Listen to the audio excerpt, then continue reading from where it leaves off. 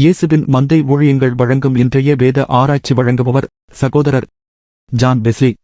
ஆண்டவராகிய இயேசு கிறிஸ்துவின் ஈடு இணையற்ற நாமத்தினாலே உங்கள் அனைவருக்கும் அன்பான வாழ்த்துக்கள்.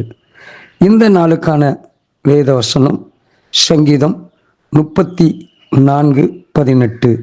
நொறுங்குண்ட இருதயம் உள்ளவர்களுக்கு கர்த்தர் சமீபமாயிருந்து நறுங்குண்ட ஆவியுள்ளவர்களை ரட்சிக்கிறார். அருமையான கர்த்தருடைய பிள்ளைகளே, நொறுங்குண்ட இருதயம். ஆம், நாம் தாவீதினுடைய வாழ்க்கையிலே ஒரு முறை பாவத்தில் விழுந்து விட்டான்.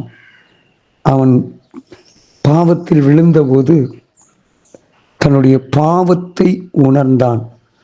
உணர்ந்ததினால் அவனுடைய உள்ளம் உடைக்கப்பட்டது. அவன் சொல்லுகிறான், ஆண்டவரிடத்தில் செபிக்கிறான், தேவனு கேட்கும் பலிகள் நொறுங்குண்ட ஆவிதான். தேவனே, நொறுங்குண்டதும் நறுங்குண்டதுமான இருதயத்தை நீர் புறக்கணியீர். தன்னுடைய பாவத்தை உணர்ந்து நொறுக்கப்பட்ட போது தேவன் அவனுடைய கண்ணீரை கண்டார். கர்த்தர் அவன் கண்ணீரை கண்டு அவனை ஆசீர்வதிக்கிறார். அவன் பாவத்தை மன்னிக்கிறார்.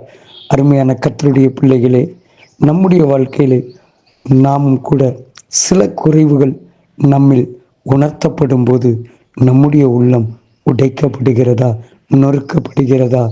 ஆம், பாடுகளின் நிமித்தம் நம்முடைய உள்ளம் உடைக்கப்படலாம். உங்களுடைய உடைக்கப்பட்ட உள்ளத்தை அவர் காண்கிறார். நாம் நம்முடைய பாடுகளின் நிமித்தம் அல்லது நம்முடைய வியாதிகளின் நிமித்தம் அல்லது நம்முடைய வாழ்க்கையில் மனிதர்கள் நமக்கு விரோதமாய் எழும்புகிறது காலத்தில் நாம் ஆண்டவருடைய சன்னிதானத்தில் நொறுக்கப்படுவோம். நொறுக்கப்பட்டு உடைக்கப்பட்ட உள்ளத்தோடு சங்கீதக்காரன் 50:15 சொல்கிறதல்லவோ, ஆபத்து காலத்தில் என்னை நோக்கி கூப்பிடு, நான் உன்னை விடுவிப்பேன், நீ என்னை மகிமைப்படுத்துவாய்.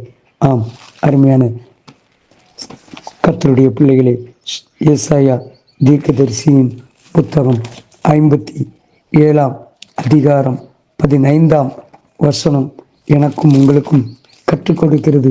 ஆம், அருமையான கர்த்தருடையவர்களே, நித்தியவாசியும் பரிசுத்தர் என்கிற நாமம் உள்ளவருமாகிய மகத்துவமும் உன்னதமானவர் சொல்லுகிறார், உன்னதத்திலும் பரிசுத்த ஸ்தலத்திலும் வாசம் பண்ணுகிற நான் பணிந்தவர்களின் ஆவியை உயிர்ப்பிக்கிறதற்கும் நொறுங்கினவர்களின் இருதயத்தை உயிர்ப்பிக்கிறதற்கும் நொறுங்குண்டு பணிந்த ஆவியுள்ளவர்களிடத்தில் வாசம் பண்ணுகிறேன். அருமையான கர்த்தருடைய பிள்ளைகளே, நித்தியவாசியவர், பரிசுத்தர் என்கிற நாமமுடையவர், உன்னதத்தில் வாசம் பண்ணுகிற கர்த்தர் அவர் சொல்லுகிறார், அவருடைய சமூகத்திலே நொறுக்கப்பட்டு வருகிறவர்களை அவர் காண்கிறார். பணிந்து அவருடைய சமூகத்திலே முழங்கால் படியிட்டு கண்ணீரோடு நிற்கிறவர்களுடைய கண்ணீரை அவர் காண்கிற தேவனாயிருக்கிறார். இந்த கால வேளையிலே எது நிமித்தம் நொறுக்கப்பட்டு காணப்படுகிறீர்கள்?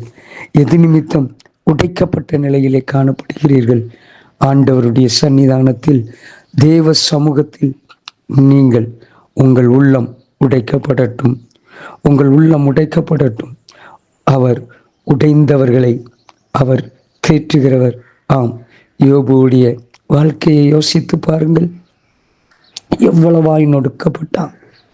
ஆனால் ஏற்ற நேரத்திலே கர்த்தர் கரம் பிடித்து தூக்கினார். எவ்வளவு இழப்புகள்!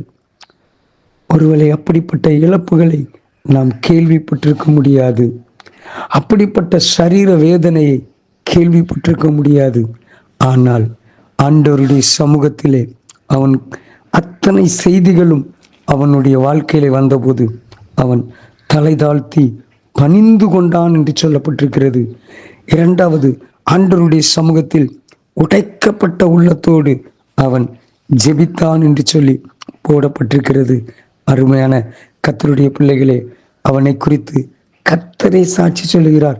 அவனுடைய நண்பர்களிடத்தில், நீங்கள் சரியாக பேசவில்லை, என் மகனாகிய யோபு பேசினது போல நீங்கள் நிதானமாய் பேசவில்லை.